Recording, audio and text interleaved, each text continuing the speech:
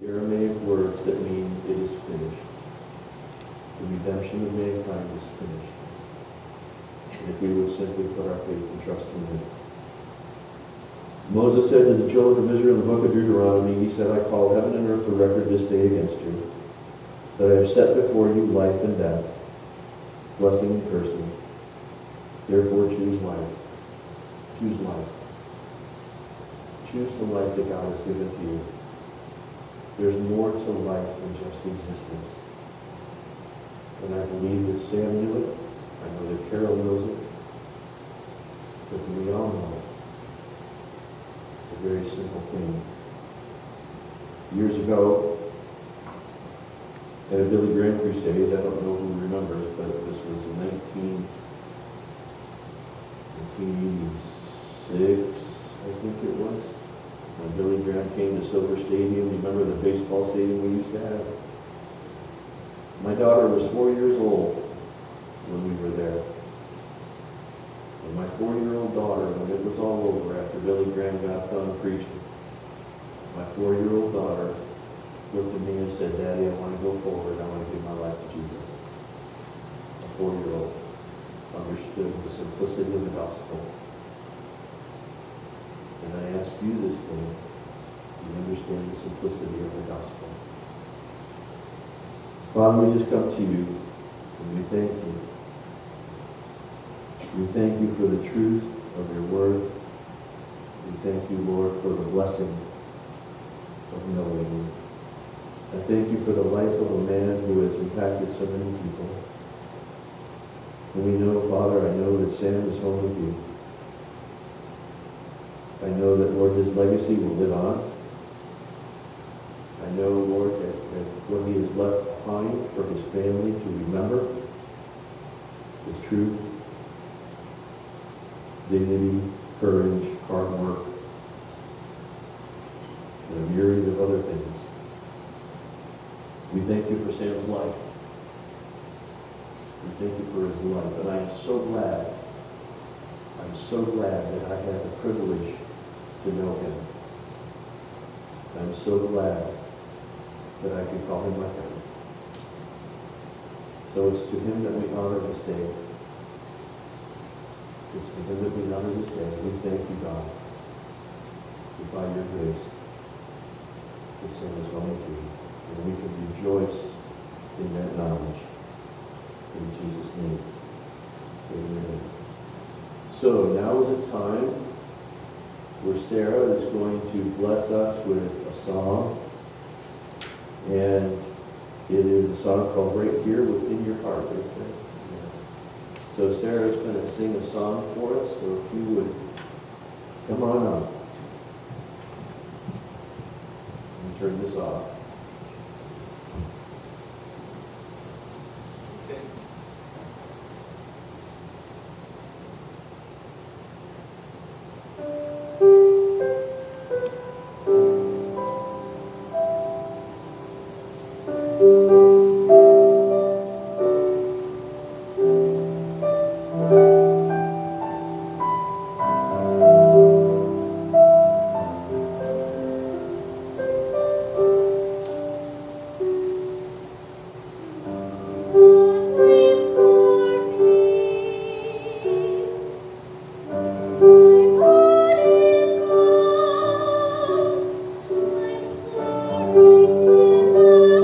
Right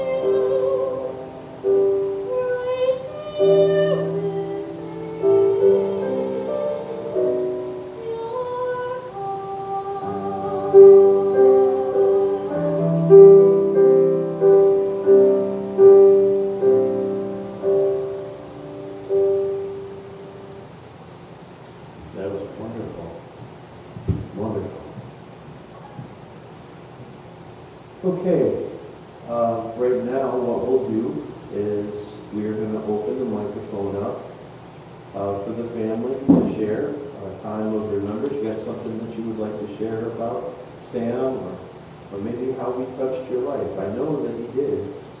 So Brian, if you would like to start it off.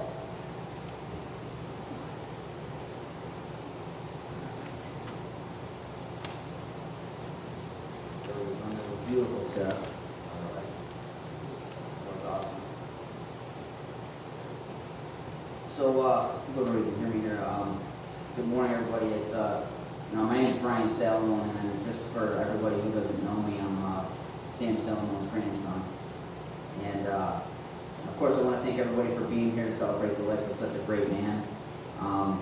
91 years old, 3 kids, 8 grandchildren, 9 great-grandchildren. I mean, wow. It's an absolute honor to share some of my memories, with Grandpa, or as my dad would call him, Pop. You know what I mean? My grandfather lived a life that was full of joy and happiness, and he served us in the Marine Corps, something that I never had the balls to do. So I give him a lot of credit for that, and everybody else. He owned businesses and did everything himself, and wow, was it amazing to watch as a kid. He was a hairdresser. I mean, there was just nothing this guy didn't do. It was amazing. He was kind, he was selfless, and he was always doing something for his grandkids or his family. The work ethic was something I never saw before. Remember one of my first memories, and there's just so many, you can't tell them all, but he built a remarkable tree house in our backyard when we were kids, and he did it 100% by himself. And he put windows in a sandbox under it with carpet. I mean, the entire neighborhood knew about the tree house. Like it was something I never saw. So, and he did it 100% by himself. It was just amazing to watch that as a kid, somebody be able to do that. I've never seen that. And the guy did it, no complaining. He didn't say anything about it. He just kind of went there and just did it. It was unbelievable. He didn't talk much. He just went to work, and there was never talk about it. It was only be about it. And I even remember those cigarettes that he smoked. I mean, this man didn't even have a filter for his cigarettes. That's how much of a man he was. Just unbelievable.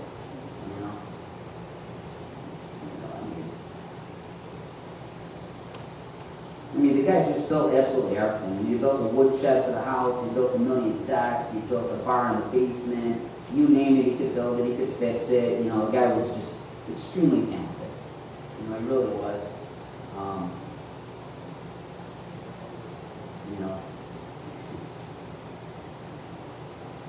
It was crazy because I remember he used to pick up absolutely everything on the side of the road. We'd drive around and just pull over. He just picked something up, some piece of junk or whatever, and I thought he was crazy until I realized, that he got it all for free, fixed it, and sold it. You know what I mean? So you can't, imagine. But don't even get me started on the memories at the cottage. That was an amazing place. It was, building decks and swings for the kids, diving boards. Growing up at the cottage was just the absolute mecca of fun. It really was just amazing memories there. And, everything happened there. I had my first kiss at the cottage. It was all because of Grandpa and Grandma. And, just never would have had that. I remember even the salads and the food they used to make for everybody. It was just so amazing. Grandpa was always grilling, Grandma was cooking. I remember Grandma passing down the recipe for her homemade salad dressing to me. With the, I can still make it with the canola oil and apple cider vinegar with all the spices and, sleeping over there with the giant pans upstairs and water skiing and tubing, turtle hunting, while Grandpa's driving the boat. My childhood it never would have been the same without the cottage or anything that Grandpa did for us. It never would have been the same. This is great. I remember a long time ago we had a wooden horse, that we rode as kids, and it broke actually. It was just a simple wooden horse, and it broke. And Grandpa decided to fix it when anyone else would have just thrown it away. I mean, really. I mean, it looked pretty interesting when he was done, I gotta admit. You know, it had metal and screws holding it together, you know, but somehow it worked, and, you know, to this day, Aria and Alex, you know, we still got it at the house, they still ride on it. Every time I look at it, I just remember, you know, it's pretty great. You know what I mean? I remember the first time I ever got drunk, New Year's, you know, at Grandma and Grandpa's, you know, basement, and he built this great bar, you know, in a party area for the family. You know, everybody remembers it, you know, and it was, he had an entire pitcher of like gin and tonic. And I asked if I could try it, and the guy had no problem pouring me a few drinks, you know, getting yelled at by Grandma. I think I was like 15, 16. I mean, I'll never forget that, you know. It was a pretty incredible place there too, you know. Got a lot of memories there. And it was crazy actually. I remember, you know, the reason why I changed my lifestyle and lost a bunch of weight back in 2012, you know, did a bodybuilding competition and stuff like that. It was because one day Grandpa was over for an occasion like usual. He never said much, but he looked right at me and he said something about how I got a little fat. Right. I was like, oh my, did that spark the fire? I mean, once Grandpa said something, I knew I had to make some changes. That was it. That was it. I had to make some changes, and you know, it was because he didn't say much. He said that. You know, one of the last memories that I have of Grandpa was at Uncle Bob's retirement party, which was amazing, by the way. Great party. You know, he had a keg, and, you know, I had my beer, chugging away. You know, I happened to set my beer down for just a moment, just to have a conversation, and, you know, I look back for my beer, you know, it disappeared. I mean, I had no idea where it went. And I look at Grandpa, and, you know, the guy stole my beer. He's sitting over there drinking beer. You know what I mean? Like, you know, I was just laughing so hard, it just brought such a smile to my face. You know what I mean? It was just great, you know. And, you know, above all else, you know, he was a family man. You know, a family man is a term not appreciated nearly enough these days. You know, today there's more emphasis put on who we are, what we accomplish. You know, Grandpa, though, you know, was the epitome of how great and unselfish it is to put those into your family first. And, you know, Grandma and Grandpa, they never asked for much. They drove plain, simple vehicles, lived in a modest home, and never took anything in life for granted at all. And, you know, Grandma and Grandma put everyone in their family first. And they really did. And, you know, I hope, you know, to follow in his footsteps, and maybe someday I'll have, you know, I'll be as truly blessed and leave such an amazing legacy, you know, because he really did everybody here, you know. And, you know, growing up a few years past, you know, they seem to, you know, go by so fast when life and responsibility takes over, and, you know, you lose touch a little bit, but the memories, the legacy, you know, those last forever. And I'm truly honored and blessed to be a part of the family that Grandpa and Grandma built. Love all you guys. And I'd like to leave everybody with like a little quote from Mother Teresa, since I happen to share the same birthday as her. You know, but said if you want to change the world, go home and love your family. And that's exactly what Grandpa did. So, you know, cheers to Grandpa and Grandmother together again. And thanks everybody for coming.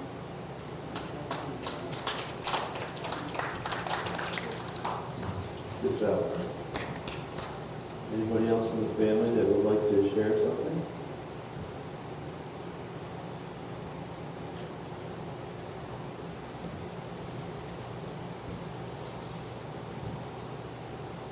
Thank you everyone for coming.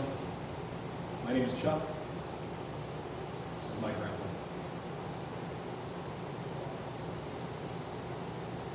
I'm going to start with a poem titled As We Look Back by Claire Jones. As we look back over time, we find ourselves wondering, do we remember to thank you enough for all that you have done for us?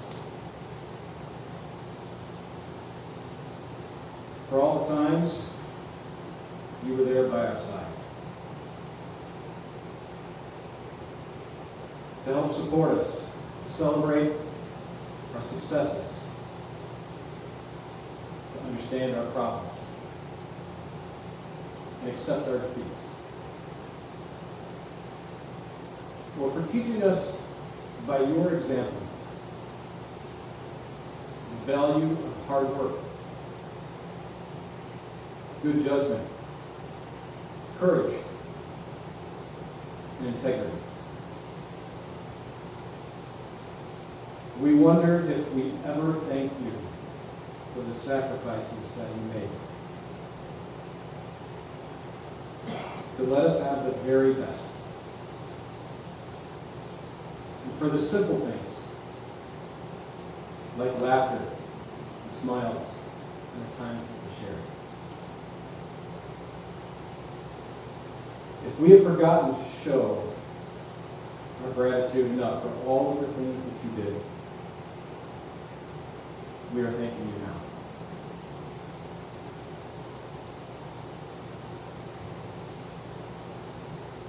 And we hope you knew all along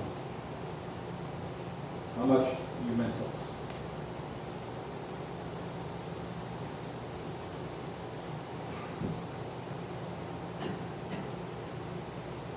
Grandpa, thank you for your service to God and to our country. Thank you for shaping me and showing me that giving, even just your time, is better than receiving. Thank you for showing me the importance of integrity. Helping others in need, and the value of hard work.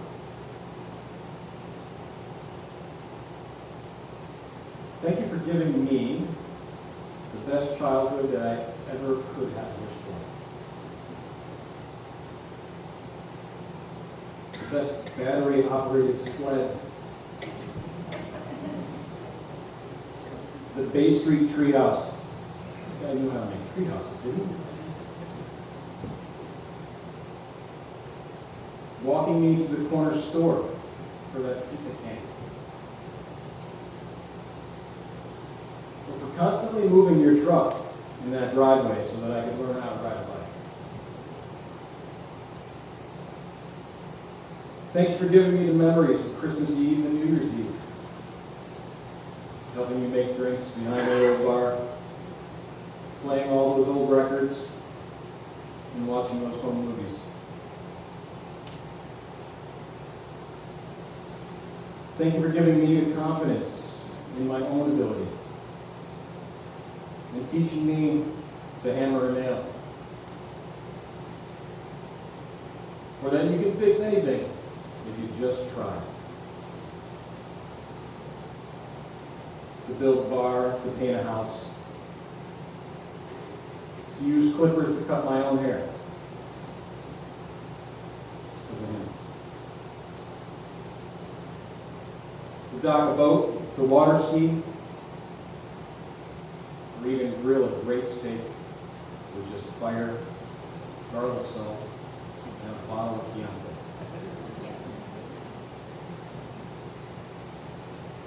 I have followed you, and in your footsteps, since I could walk.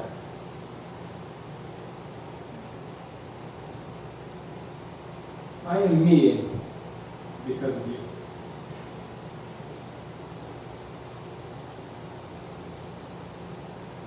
So thank you, Grandpa, for letting me tag along and learn from the very best.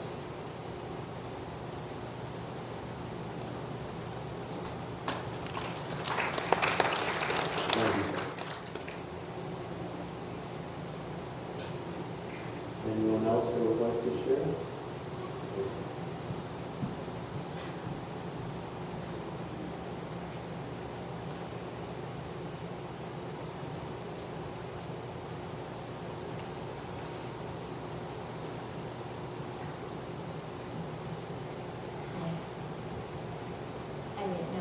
somebody else would share. So I asked the Lord if I should do something, and I had no idea. And so I just sat. Can you hear me? Can't hear me? I gotta get that. Oh. Okay.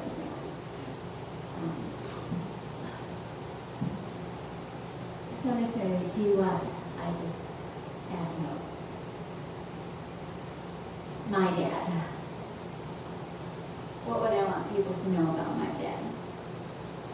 Most of all, that he was the best dad in the whole world. And I told him that regularly. I would want them to know that I feel like the luckiest girl ever to live. That I felt that way my whole life. He loved me like no other has or ever could. This new void will be great. The days without him more painful than anything I have ever known. My precious friends and family, I will need you. A huge thank you already for all the love and support each of you have been. The calls, the texts, the visits, the offers of help, and your prayers have meant so much. I love you all. I cannot think of one day when Dad wasn't ready and willing to help me with anything I needed. He had a way of going above and beyond, adding his own special touches to whatever project he did or we did together. Like when I needed a shed, he built me a cabin-sized one with a porch, a floor, windows, and shutters. He was like that with all of us, though. Remember when Charlie was little and Dad made him a sleigh for the snow? Not only did it have bells and whistles, it had lights and a horn. And everything he made lasted for years. That thing was still intact when I cleaned out their house in 2007. His motivation for his outstanding ambition was always centered around us kids. He had a knack of knowing just what kids like a huge sand pile and climbing tower for all the kids in the neighborhood, a rope swing platform for getting the farthest out possible over the water, a top of the bay double-decker diving board, or another dock and gazebo as we grew. He built them all for us. In our younger years, the cottage was our summer home, and he was always doing something to it. I remember him staining the docks every year, building the wraparound overhang, digging out the basement one wheelbarrow at a time. I would watch him paint, mix cement, hammer all kinds of stuff, lay patio blocks, and lovingly, without any reservation, do whatever my mom asked. Even repaint a room if she didn't like the color. I watched him watch us enjoy our childhood. That was all the reward he wanted. I can remember Mom saying he wanted to give us all the things he never had. So we each had our own mini bike, our own snowmobile, water skis, and the coolest surfboard ever. I'll always remember Bob and Char going double on that thing and Paul shouting, "Look, no hands." As we got older, Dad helped each of us with big home improvement projects on a regular basis. From decks to kitchen and basement remodels to building stellar tree houses, re-roofing, painting, building a barn, he did it all. He even built a custom wooden dump cart for my tractor to match it. I remember just mentioning it would be nice if I had a shelf in my kitchen to organize bills and put stuff on. He went right to work designing and building a multi-shelf, multi-compartment unit complete with a center drawer. See what I mean? He always added his own special touch. He built his own 2-story, 3-car garage, along with 2 more 1-car garages at his home in Rochester. And he did everything he did without help. I can't figure it out. I cannot fathom how. But he had amazing fortitude, determination, skill, and superhuman strength to do all he did. As a matter of fact, I saw this garage building part of him again when just this month he said he would build me a 2-car garage. I just said to him, I really wish I could put Samuel's 2 cars in the garage, but I couldn't because they were already full. It was his idea, and he wanted to get started right away. We decided the best place for it, measured for the size, and even calculated the materials. He said if I got the permit and the materials, he would build it. He told Bob it would probably be his last one. His desire to help me continued to his final day. What an amazing dad. My dad was a man of few words. We didn't say I love you really ever. We didn't have to. But one day something topped that for me. It was after Mom passed and the pine cones had fallen in abundance. His Parkinson's kept him from helping me too much anymore. He watched me do things and gave me confidence and direction as needed mostly. One hot afternoon, after raking and hauling and pushing the wheelbarrow uphill, I had to take a break or collapse. He picked up the rake and headed for the pine tree. I said, "No, Dad, don't. You love me." No. I mean, I love you, and I don't want you to fall." He turned back, looked right at me, and said, "You had it right the first time." That was a melt-my-heart moment that I will never forget. When it came to his little girl, there wasn't anything considered inconvenient. As a newlywed, I was missing my husband, who had temporarily relocated to Boston. There was only one flight that weekend, and it was departing in 30 minutes. Heartbroken, I couldn't have imagined what my dad was thinking. He turned to me and said, "Let's go, get your things, I'll get you there." And he did, speeding the whole way, weaving in and out, just in the nick of time. The airport stopped the departure and escorted me out to the plane and up a whole lot of steps. What an adventure. There was nothing he wouldn't do for me. After Mom passed away 8 years ago, Dad and I spent our days together. He needed me now. I consider the last 8 years with my dad the biggest blessing of my life. To take care of him after he took such good care of me has been a privilege. His motto became, "I go where you go." I took him with me wherever I went. My friends became his friends. We played ping pong and checkers and blackjack. He was hard to beat. He loved music and would sit and listen to oldies and country and gospel for hours. He loved watching westerns too. Andy Griffith and Gomer Pyle. They became my favorites too. He didn't mind my mistake-ridden piano playing or if I overcooked dinner. What mattered is we were together. Never do I recall over my lifetime even a moment of tension, irritation, or disappointment in our relationship. I've learned a lot about life watching him. I want to be like him as I grow older. I want to be as patient as he, not complain about ailments, always have a kind word and a cheerful outlook, pleasant to be near with a heart more concerned about others than myself. I think about my faith and relationship with Jesus and why it is easy for me to believe our Heavenly Father is good all the time, full of compassion, kind, forgiving, and realize my dad prepared me. I'd like to say thank you, Dad, for all that you've been to me and the rest of us. We can never fill your shoes, but we'll keep trying. It's now up to us to keep his legacy and heritage alive in us and pass it on to those yet to come.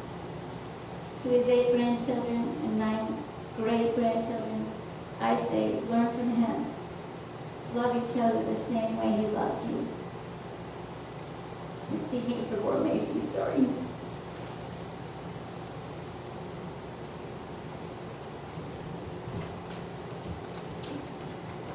Thank you, Carol. Chuck, Mark, I asked you a question. Did you say, I didn't hear really well. Did you say that you cut your own hair? With clippers? God bless you. Yeah, you get like this, it doesn't really matter. Praise the Lord. What a blessing to hear all of this. What a blessing in the legacy that He's left for you. And to know and to understand, life is too short, man. Life is too short. And the legacy that Sam has left for you, to love one another, to be forgiving of one another, to face life with courage and grace, and all of the things that He's left behind for you to grab a hold of, it's tangible stuff.